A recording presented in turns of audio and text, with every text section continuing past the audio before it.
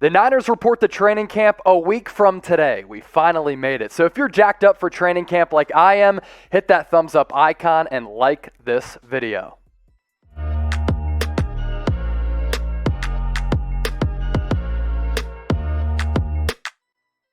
It is the 49ers Report right here on Chat Sports. I am your host, Chase Sr. Here's what we have cooking up on today's show.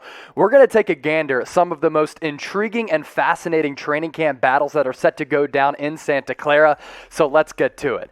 And we start off with the most obvious training camp battle on this roster within this organization.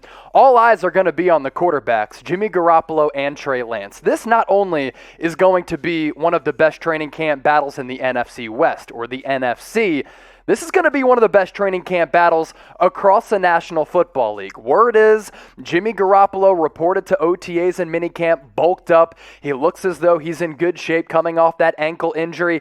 He's trying everything he can to fend off Trey Lance. The word is on Trey Lance's side, even leading up to the NFL draft, prior to him getting selected by the Niners. And since he did get drafted by the Niners, he's been blowing people away with his skill set, his arm strength, his mastery of the offense, the fine-tuning of his mechanics, and his overall character. I've said this a lot here on the channel, and I'm going to continue to stand by it. If Trey Lance is ready to play from week one, you start him. You don't give up 3 future first-round picks to take Trey Lance, and if he's ready, you sit him on the bench. That makes absolutely no sense. Here's the good thing, though, for Lance, as well as this entire organization, Kyle Shanahan and John Lynch. There is absolutely no pressure on Trey Lance. If he's not ready and he's not developing fast, you don't have to throw him out there to risk damaging his confidence. If he is ready to go, though, he's going to be able to team up with Kyle Shanahan, which figures to be an elite quarterback coach duo on a roster that is plenty talented across the board. So I think it's a win-win for the Niners. You have Jimmy G on this roster if Trey Lance isn't ready to go. He has proven what he can do in a full season because he helped lead the Niners to the Super Bowl back in 2019. But if you want to streamline Trey Lance's development, and he displays in preseason as well as training camp that he's letting it rip. He's worked on the mechanics, and he can help lead you to the playoffs this year. You play him right away. Who do you think claims QB1 in training camp during what is going to be an awesome training camp battle? Type JG for Jimmy Garoppolo, TL for Trey Lance. Get those votes in the comment section. We've talked about the running back group on the channel here a lot, and I'm fascinated to see what plays out here because the Niners are realistically 6 deep at the running back position. We take a look at the depth chart. Right now, Raheem Mostert is RB1 with this 4.3 speed, and we've seen when he's healthy what this guy is capable of doing. But he's 29 years old, entering the final year of his contract. The Niners obviously have plans for youth at the position. That's why they drafted Sermon as well as Elijah Mitchell. Jeff Wilson, he can play too. Then you have Trey Sermon right now as RB3. But after that, there are 3 guys who are plenty capable of toting the rock. Wayne Gallman filled in nicely for Saquon Barkley last year. JaMycal Hasty is a good player as well. And Elijah Mitchell is a player out of Louisiana drafted in the 6th round who has 4.3 speed, He can catch the ball out of the backfield, and I think he has a lot of potential as well. Can you imagine, though, if Trey Sermon claims the RB1 duties, and we know that Kyle Shanahan likes to go with the running back by committee approach, it'll be potentially Trey Lance handing the ball off to Trey Sermon, and Trey area will be coming to the Bay Area very, very soon. And I think that combination of Lance and Sermon in that backfield, and obviously under center for Trey Lance, could be a lethal 1-2 punch with their ability to kind of run that RPO offense, but also if Trey Lance develops as a passer, that passing game is going to be lethal as well, making this Niners defense totally unpredictable under Kyle Shanahan. So will Trey Sermon be the Niners' leading rusher this upcoming season in 2021? Predict it for us. Get those votes in. Type Y for yes, type N for no. Outside of Deebo Samuel and Brandon Ayuk, the wide receiving core, wide open. So we're pinpointing wide receiver 3 and wide receiver 4.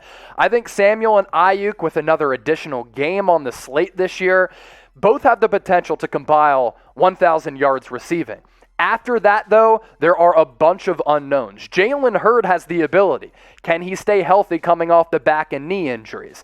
Do you go forward with a guy like Richie James? But other than that, you're looking at players like Mohamed Sanu, River Craycraft, Jawan Jennings, Benny Fowler, Travis Benjamin, Trent Sherfield, Kevin White, as well as Austin Watkins Jr., the UDFA out of UAB. It wouldn't surprise me one iota if those latter guys end up making the roster and become the wide receiver 3 or the wide receiver 4. We know right now entering training camp that Debo and Ayuk are locks.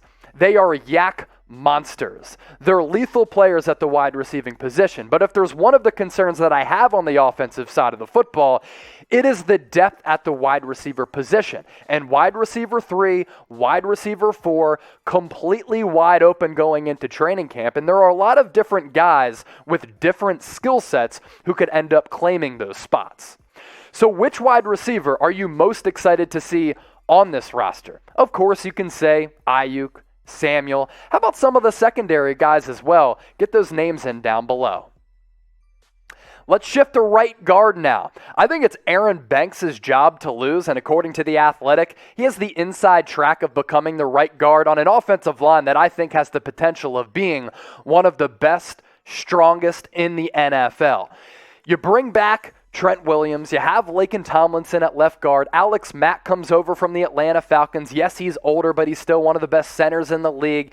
The right guard spot is really the only question mark on this line. Some might say Mike McGlinchey, but I think because the Niners have fortified the positions elsewhere on the front, it's going to make Mike McGlinchey's job a lot easier. Let's focus in on Aaron Banks. We've talked about him a lot on the channel. He was a surprise second-round pick out of Notre Dame, and while with the Fighting Irish, his college resume was pretty incredible. The size is there, 6'5", 325. He's an absolute dude, and I think Kyle Shanahan and Mike McDaniel have plans of drafting and signing beefier offensive linemen. That's what they said because of the injury issues that have suffered in years past. This dude is consistently on the field, and when he's on the field, which is a lot, he wreaks havoc. 31 straight starts at Notre Dame, and in 2020, in 443 pass sets, guess how many sacks he gave up? 2 sacks.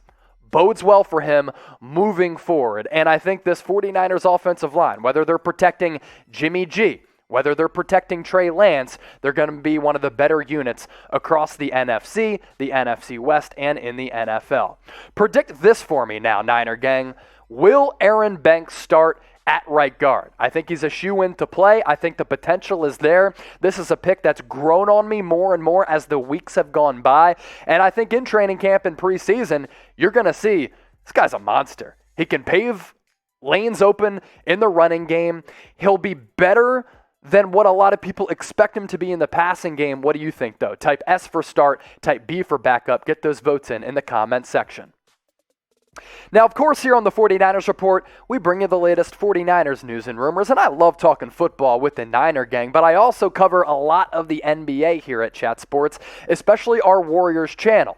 Warriors, Niners, Bay Area, maybe you're a fan of the Dubs, and if you are, you should definitely subscribe to Warriors Today by Chat Sports. We're trying to get to 20,000 followers. We hit you with the latest Warriors offseason news and rumors, free agency news and rumors. We got you covered on that front as well, and the Warriors have lottery picks at number 7 and 14, so help us get to 20,000 subscribers by going to that link at the bottom of your screen at youtube.com/WarriorsTV.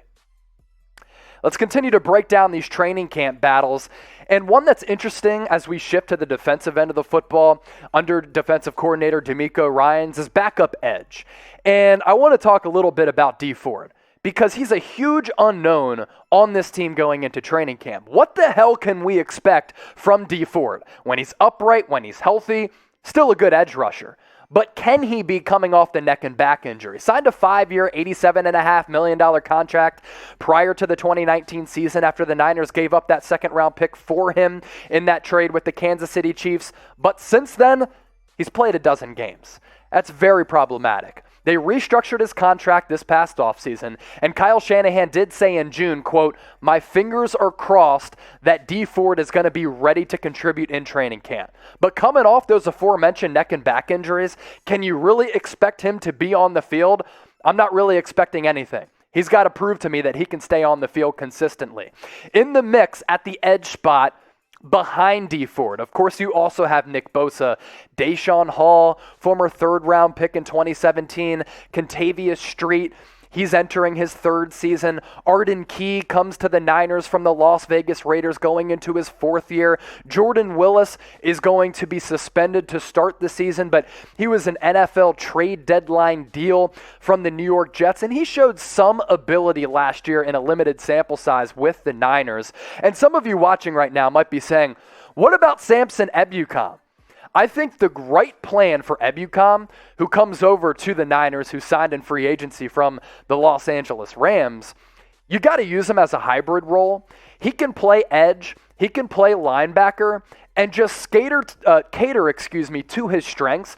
Let him pin his ears back and just get after the quarterback. You know how basketball in the NBA is kind of positionless right now? I think edge rushers can be positionless as well, and I think that's the approach that you take with Ebukam. He's going to be in the mix at edge, but he can also drop back in coverage and do a little coverage game as well as a linebacker. Staying with the defensive side of the football, defensive tackle. Couple guys that I'm high on, and I think this Niners defensive front, like the offensive line, as the Niners have really focused in on the trenches the last couple of years in free agency as well as the draft, could end up being an explosive unit as well. Nick Bosa coming off the ACL tear, I think he's primed for a double-digit sack campaign. DJ Jones is a guy who I want to talk about here because he re-signed with the Niners, and I think the ability is there. Javon Kinlaw, first-round pick from the 2020 NFL Draft. I think he's due for a breakout season. Hopefully Eric Armstead, like Nick Bosa, can contribute a double-digit sack campaign. But who's in line to start next to Kinlaw? Right now, I think it's DJ Jones. He's listed at number 1 on this depth chart. But it wouldn't surprise me if a guy like Zach Kerr unseats him. Or Mo Hurst, who also comes to the Niners from the Raiders going into his fourth season, who's shown some ability and was a middle-of-the-road draft pick a few years ago, could end up getting significant snaps. Darian Daniels, Kevin Givens, other guys who could be in the mix, but I think they're more so backup roles. DJ Jones has a wonderful opportunity to really seize the bulk of the snaps at defensive tackle opposite of Kinlaw, but also lock down that starting gig. I think he could have a breakout season in 2021. What do you think? Type 1 for yes, type 2 for no. Once again, get those votes in down below. How about the rookie DBs? The Niners selected 3 of them in the 2021 NFL Draft, and they all play different positions and have different styles about them. But my one question here is, in training camp, who's going to end up having the most snaps in the preseason as well as the regular season? Ambry Thomas out of Michigan, selected in the 3rd round. Deommodore Lenoir out of Oregon, taken in the 5th round. Talanoa Hufanga after Lenoir out of USC in the 5th round as well. Ambry Thomas certainly has ability, but really he only played 1 season significantly at Michigan because he opted out last year because of COVID. Deommodore Lenoir has really good length. I like his speed as well. Talanoa Hufanga kind of lacks in the athleticism department, but I think he could end up seeing significant snaps because of his versatility. He can play safety. He can play hybrid linebacker. He has also said he loves playing special teams, which I think really bodes well for him. Ambry Thomas at Michigan returned some kicks. So I think it's going to be fascinating to see in training camp which one of these 3 rookies kind of rises to the occasion and steals snaps away from the other, either on the defensive end of the football or on special teams. So before we get out of here, let me hit you with this question, faithful. Which training camp battle are you most excited for? It can be one of the ones that I listed, one that I didn't talk about, players, positions, whatever. Get those votes in and those hot takes in the comment section.